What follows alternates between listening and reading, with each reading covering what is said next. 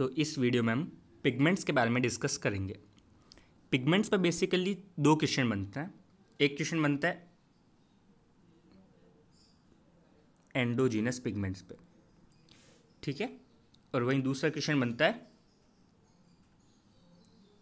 हीमोसिडेरिन पे। ये दो इंपॉर्टेंट शॉर्ट नोट्स बनते हैं, अपन इन दोनों के बारे में अभी डिस्कस करेंगे। तो बेसिकली पिगमेंट्स क्या होती है, तो हम सब जानते हैं पिगमेंट्स कुछ नहीं होता, पिगमेंट्स होता है कलर्ड सब्सटेंस। ठीक है, पिगमेंट्स क्या होता है, कलर्ड सब्सटेंस। अगर अपन बात करें तो पिगमेंट्स या तो बॉडी में नॉर्मली प्रेजेंट हो सकता है, जैसे एक एग्जांपल है मेलेनिन, है ना। मेलेनिन पिगमेंट बॉडी में नॉर्मली प्रेजेंट होता है, जो हमारी स्किन हुआ, हमारे हेयर्स हुए, इनको अपना कैरेक्टरिस्टिक कलर देता है। वहीं कुछ एबनॉर्मल कंडीशंस में पिगमेंट्स एक्यूमुलेट हो सकते हैं बॉडी में। जैसे अगर अपन बात करें, बहुत सारे एग्जांपल है, जैसे जॉन्डिस में बिलीरुबिन एक्यूमुलेट हो जाता है, ठीक है, उसके कारण कैरेक्टरिस्टिक येलो कलर आता है। तो अपन इनके बारे में भी सबके बारे में डिस्कस करेंगे। मेलेनिन की जब अपन ने बात करी है तो आगे अपन अच्छा सा डिस्कस कर ही लेंगे, चलो कुछ नहीं। और वहीं दूसरी चीज़ क्या होती है, पिगमेंट्स को अपन एक और तरह से मतलब अपन कर सकते हैं, एक्सोजिनस पिगमेंट और एंडोजिनस पिगमेंट्स। अगर पिगमेंट्स की बात करें तो कुछ पिगमेंट्स एक्सोजिनस होते हैं, कुछ पिगमेंट्स एंडोजिनस होते हैं। एक्सोजिनस मतलब जो बाहर से आ रहे हैं, जबकि एंडोजिनस पिगमेंट मतलब जो हमारी बॉडी खुद सिंथेसाइज कर रही है। ठीक है, अगर अपन एक्सोजिनस पिगमेंट की बात करें तो सबसे कॉमन एक्सोजिनस पिगमेंट होता है कार्बन। ठीक है, ये कंडीशन होती है एंथ्रेकोसिस।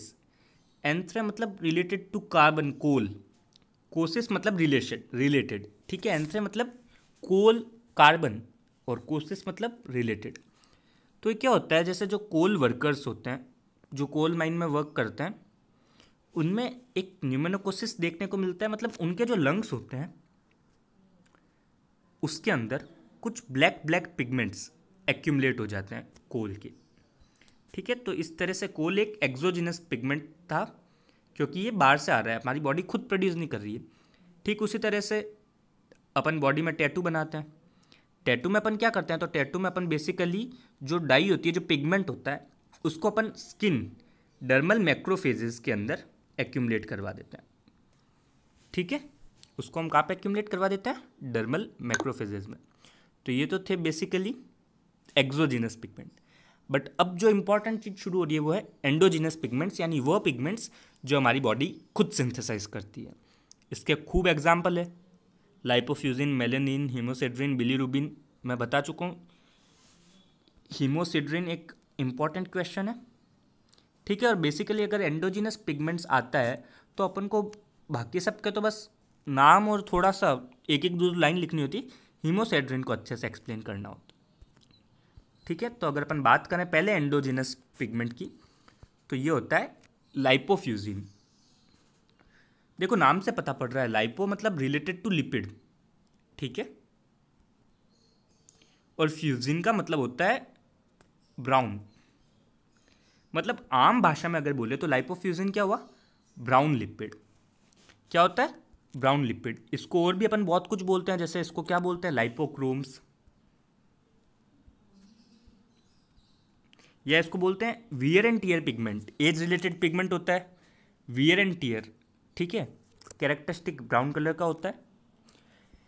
क्योंकि हम जानते हैं लिपिड का है, तो ऑब्वियस है लिपिड की चीज़ें इनसॉल्युबल होएगी। क्या होता है, तो ये बेसिकली लिपिड्स और फॉस्फोलिपिड्स का पॉलीमर होता है। कुछ प्रोटीन्स एसोसिएटेड होते हैं, मतलब पॉलीमर ऑफ लिपिड है फॉस्फोलिपिड के साथ, बट कुछ प्रोटीन्स उसमें एसोसिएटेड है। होता क्या है, तो बहुत सिंपल सी बात है कि जो सब सेल्युलर मेम्ब्रेन होती है उसमें पॉली अनसैचुरेटेड लिपिड्स होते हैं। तो उन पॉली अनसैचुरेटेड लिपिड्स का पर ऑक्सीडेशन हो जाता है, जिसके कारण लाइपोफ्यूजिन पिगमेंट बनता है। ठीक है, तो किसके कारण बनता है, तो बेसिकली बहुत आम भाषा में बोले तो पर ऑक्सीडेशन के कारण ये पिगमेंट बनता है। तो ये किस चीज़ का साइन है, ये साइन है फ्री रेडिकल इंजरी का, लिपिड पर ऑक्सीडेशन का। ठीक है, क्योंकि फ्री रेडिकल इंजरी से ही तो लिपिड पर ऑक्सीडेशन होता है। तो ये बेसिकली साइन है फ्री रेडिकल इंजरी का, लिपिड पर ऑक्सीडेशन का। जैसे जैसे एज बढ़ती है वैसे वैसे हमारी बॉडी में फ्री रेडिकल इंजरी बढ़ती है। जैसे जैसे एज बढ़ती है हमारी बॉडी में लिपिड पर ऑक्सीडेशन बढ़ता है, तो ये इसका साइन है। अगर अपन बात करें तो ये इंजरियस नहीं है सेल के लिए और ना उसके फंक्शंस को ज़्यादा डिस्टर्ब करता है। नॉर्मली बात करें तो किन किन लोगों में देखने को मिलता है, तो ये देखने को मिलता है, एक सेकेंड, ये हिलता नहीं है, तो ये देखने को, चलो कुछ नहीं, एक सेकेंड में इसको ले लेता हूँ। तो ये देखने को मिलता है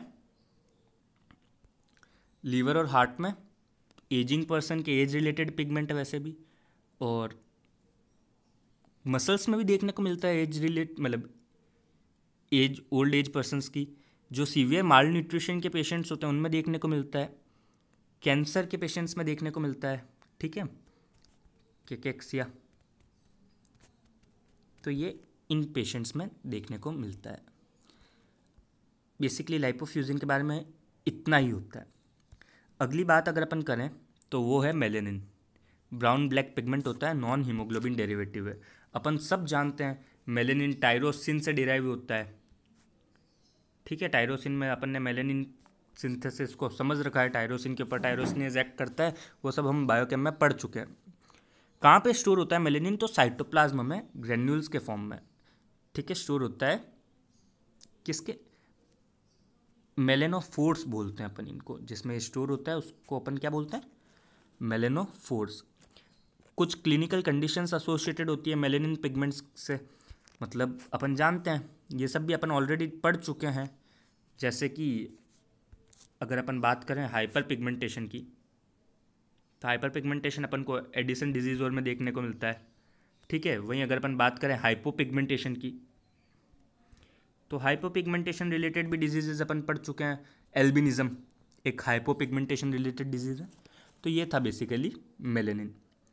अगर अपन अगले की बात करें तो वो मेलेनिन से मिलता जुलता है, क्योंकि ब्लैक पिगमेंट है ना, तो इसलिए अपन ने साथ में रखा है इसको। हालांकि ऐसे मिलता जुलता नहीं है, बट चूंकि वो ब्राउन ब्लैक और ये कंप्लीट ब्लैक पिगमेंट है, तो ये है होमोजेंटिसिक एसिड, ठीक है। अपन जानते हैं एल्केप्टोन यूरिया एक डिजीज़ होती है, बायोकेमिस्ट्री में पढ़ चुके हैं अपन। तो एल्केप्टोन यूरिया में क्या होता है, skin, connective tissue, cartilage, capsules में होमोजेंटिसिक एसिड का पिगमेंटेशन हो जाता है, ठीक है, जिसको अपन क्या बोलते हैं, ओक्रोनोसिस। अगली बात करें तो बिलीरुबिन। देखिए मेलेनिन एक नॉन हीमोग्लोबिन डिराइव्ड पिगमेंट था, जबकि बिलीरुबिन एक हीमोग्लोबिन डिराइव्ड पिगमेंट है। मतलब बिलीरुबिन हीमोग्लोबिन से बनता है, मेलेनिन टायरोसिन से बन रहा था, ठीक है। बट ये एक नॉन आयरन कंटेनिंग पिगमेंट है। अपन जानते हैं इसका एक्यूमुलेशन किस में होता है, जॉन्डिस में, ठीक है। अगले की बात करें अपन तो हीमोजोइन, जिसमें क्या होता है, हीम फेरिक फॉर्म में होता है। हीमोजोइन में हीम फेरिक फॉर्म में होता है, इसका एक्यूमुलेशन होता है मलेरिया में होता है, या मिसमैच ब्लड ट्रांसफ्यूजन के फॉर्म में अपन मतलब में इनका एक्यूमुलेशन होता है, ठीक है। अगला जो सबसे इंपॉर्टेंट पिगमेंट है, मतलब बेसिकली इनके तो बारे में अपन को इतना ही लिखना था, बट इसको अपन को अच्छे से एक्सप्लेन करना होता है, और ये खुद भी एक शॉर्ट नोट के फॉर्म में आता है। ये पिगमेंट है हीमोसेड्रिन। तो देखिए बेसिकली अगर अपन बात करें तो ये एक हीमोग्लोबिन डेरिवेटिव है। अभी अपन ने किस पिगमेंट की बात करी थी जो खुद भी एक हीमोग्लोबिन डेरिवेटिव था, बिलीरुबिन। लेकिन बिलीरुबिन में आयरन नहीं था, ये आयरन कंटेनिंग हीमोग्लोबिन डेरिवेटिव, ये एक आयरन कंटेनिंग हीमोग्लोबिन डेरिवेटिव है, ठीक है। क्या कलर होता है इसका, तो गोल्डन येलो से शुरू होकर ब्राउन तक इसका मतलब रेंज होती है कलर की। मॉर्फोलॉजिकल अगर इसकी बात करें तो एक ग्रेन्युलर या क्रिस्टलिन लाइक पिगमेंट होता है। तो बेसिकली एक सिंपल सी बात, haemosiderin is an iron containing haemoglobin derived golden yellow to brown colour granular और क्रिस्टलिन पिगमेंट। अपन कुछ मतलब पहले की नॉलेज को, मतलब कुछ बेसिक नॉलेज को देखते हैं, तो अपन जानते हैं कि आयरन हमारी बॉडी में किस फॉर्म में ट्रांसपोर्ट करता है, तो ट्रांसफेरिन के फॉर्म में ट्रांसपोर्ट करता है। मान लीजिए ब्लड है, काला ब्लड नहीं, ब्लड तो लाल होएगा ना, मान लीजिए ब्लड है, तो इसमें आयरन किस फॉर्म में, ट्रांसफेरिन के फॉर्म में। अब ये आयरन यहाँ से अपनी स्टोरेज फॉर्म में जाता है, मान लीजिए इस ऑर्गन में इसको स्टोर होना है, तो यहाँ पे ये एपोफेरिटीन एक प्रोटीन होता है जिसके साथ मिलके स्टोर होता है। इस एपोफेरिटीन प्लस आयरन को अपन बोलते हैं फेरिटीन। ठीक है, ये फेरिटीन के मिसल्स के फॉर्म में बॉडी में स्टोर होता है।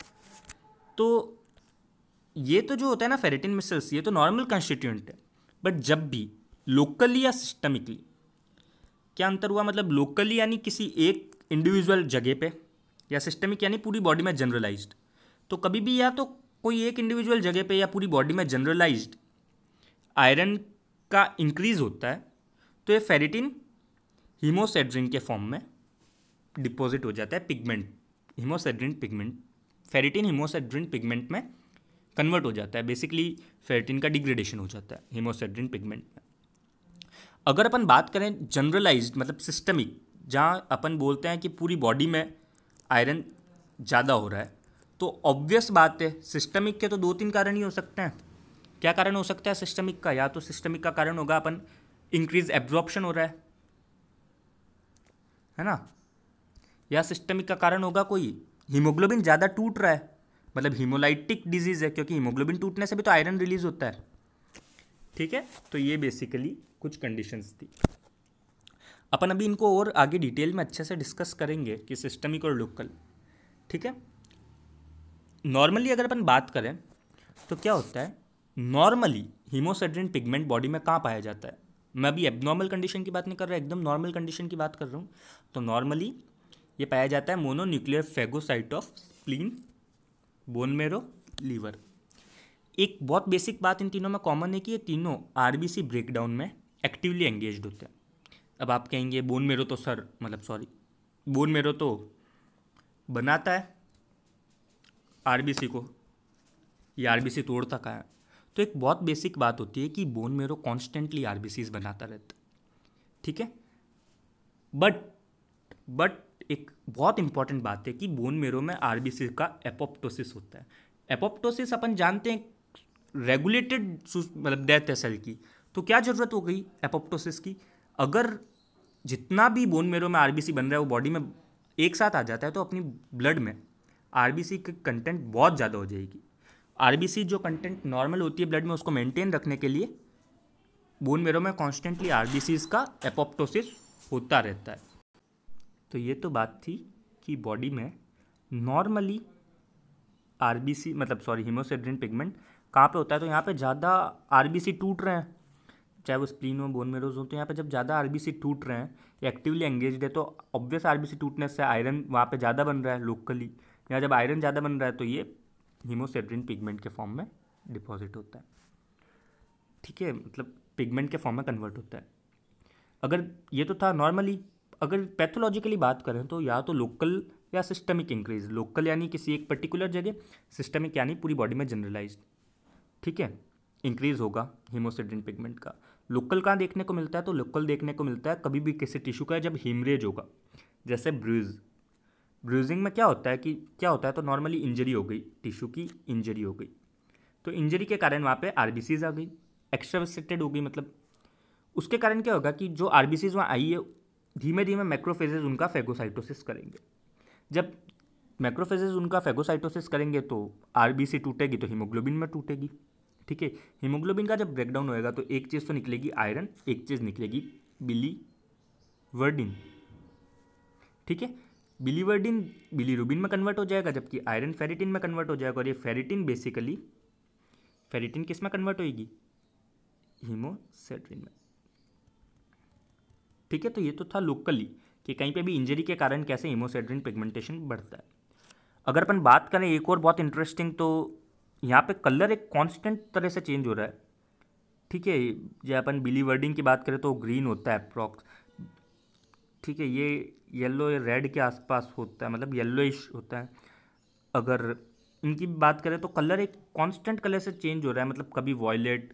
तो अगर अपन ब्रूजिंग की भी बात करते हैं तो वहाँ पे भी कलर चेंजेस इसी तरह से देखने को मिलता है। ठीक है, तो ये तो था लोकली कि कहीं पे हिमरेज हो गया। अगर अपन बात करें सिस्टमिक, तो सिस्टमिक के रीजंस क्या हो सकते हैं? सिस्टमिक यानी पूरी बॉडी में साथ में बढ़ रहा है, पूरी बॉडी में आयरन साथ में बढ़ रहा है, तो क्या हो रहा है, जीआईटी से आयरन का एब्जॉर्प्शन बढ़ रहा है ना। तो जब आयरन पूरी बॉडी में साथ में बढ़ेगा ऑब्वियस है। या हिमोलाइटिक एनीमियाज या रिपीटेड ट्रांसफ्यूजन में भी हम जानते हैं कि आयरन टॉक्सिसिटी होती है और आयरन बॉडी में बढ़ता रहता है ट्रांसफ्यूजन्स में भी, ठीक है, रिपीटेड ट्रांसफ्यूजन में। क्योंकि बेसिकली अपन ब्लड तो बाहर से डाल रहे हैं, तो जो बॉडी के अंदर का ब्लड है, मतलब सॉरी, अपन ब्लड जब बाहर से डाल रहे हैं तो बॉडी के अंदर का आयरन कहीं पर यूज़ ही नहीं हो रहा है ना, आरबीसी फॉर्मेशन तो हो ही नहीं रहा, अपन बाहर से डालते जा रहे हैं कॉन्स्टेंट ब्लड, ठीक है। अगर अपन माइक्रोस्कोपिकली बात करें इस पिगमेंट की, तो ये कैसा होता है, ये कोर्स गोल्डन ग्रेन्युलर पिगमेंट होता है जो साइटोप्लाज्म में लाई करता है, ठीक है। एक स्पेशल स्टेन होता है पर्सियन ब्लू। पर्सियन ब्लू एक स्टेन होता है जिसको पर्ल स्टेन भी कहते हैं। ये आयरन मतलब ये इस पिगमेंट को कैरेक्टरिस्टिक हिस्टोकेमिकल रिएक्शन देता है। क्या होता है, तो एक पोटेशियम फेरोसाइनाइड जो खुद कलरलेस होता है, उसमें जब अपन क्या मिलाते हैं, हिमोसिड्रिन पिगमेंट जब के साथ वो जब मिलता है तो फेरिक फेरोसाइनाइड बनाता है जो ब्लूइश ब्लैक कलर का होता है। तो आप समझ रहे हैं कि नॉर्मली क्या हुआ, पोटेशियम फेरोसाइनाइड होता है, अपन इस पर्शियन ब्लू स्टेन की बात कर रहे हैं, ठीक है। नॉर्मली ये कलरलेस होता है, पर जब पोटेशियम फेरोसाइनाइड की फॉर्म में कलरलेस होता है, पर जब अपन में इसमें हिमोसिड्रिन मिला दिया तो ये फेरिक फेरोसाइनाइड जो ब्लूइश ब्लैक कलर का होता है इस फॉर्म में कन्वर्ट हो जाता है। अगर सिस्टमिक हिमोसिड्रस की बात करें तो शुरुआत में तो ये बेसिकली अपन ऑलरेडी जान चुके हैं कि जहाँ जहाँ पे आरबीसी ब्रेकडाउन होता है वहाँ पे ही ऑब्वियस से ज़्यादा होएगा, फिर धीमे धीमे ये बाकी ऑर्गन्स में भी डिपॉजिट होने लग जाता है। बट हीमोसिड्रोसिस खुद ऑर्गन को डैमेज नहीं करता, चाहे वो पेरेन्काइमल सेल्स में डिपॉजिट हो। पेरेन्काइमल सेल्स जैसे पैंक्रियास के पेरेन्काइमल सेल्स में मान लो ये डिपॉजिट हो गया तो ये ऑर्गन फंक्शन को इम्पेयर नहीं करेगा। लेकिन एक इंपॉर्टेंट क्लिनिकल कंडीशन होती है हीमोक्रोमेटोसिस, जिसमें बहुत ज़्यादा डिपोजिशन होने लग जाता है किसका, हिमसिड्रिन पिगमेंट का, साथ में फेरिटिन का, इनका जब बहुत ज़्यादा बहुत एक्सट्रीम एक्यूमुलेशन हो जाता है आयरन का बॉडी में, तो ये जैसे बॉडी में कहाँ कहाँ पे होता है, तो चाहे वो लीवर में होता है, हार्ट में होता है, पैंक्रियाटिक में होता है, तो ये इन ऑर्गन्स को डैमेज करने लग जाते हैं। बेसिकली हीमोक्रोमेटोसिस एक इनहेरिटेड डिसऑर्डर है, ठीक है। तो लीवर में क्या डैमेज करेंगे, तो लीवर में बेसिकली ये क्या करने लग जाते हैं, सायरोसिस करने लग जाते हैं, ठीक है। पैंक्रियाटिक डैमेज के कारण डायबिटीज़ हो जाता है। तो इन तीन के कारण एक ट्रायड बनता है, इस ट्रायड को बोलते हैं ब्रोंज डायबिटीज़, जब लीवर, हार्ट, पैंक्रियास साथ में डैमेज होते हैं हीमोक्रोमेटोसिस में, ठीक है। तो इस कंडीशन को बोलते हैं ब्रोंज डायबिटीज़। तो ये था बेसिकली हीमसिड्रिन पिगमेंट और एंडोजिनस पिगमेंट के बारे में। होपफुली आपको समझ आया हो। Thank you. This was Jayant from GMC Barmer. Barmer तो अच्छा से लिख देता हूँ, जीएमसी बाड़मेर। Thank you.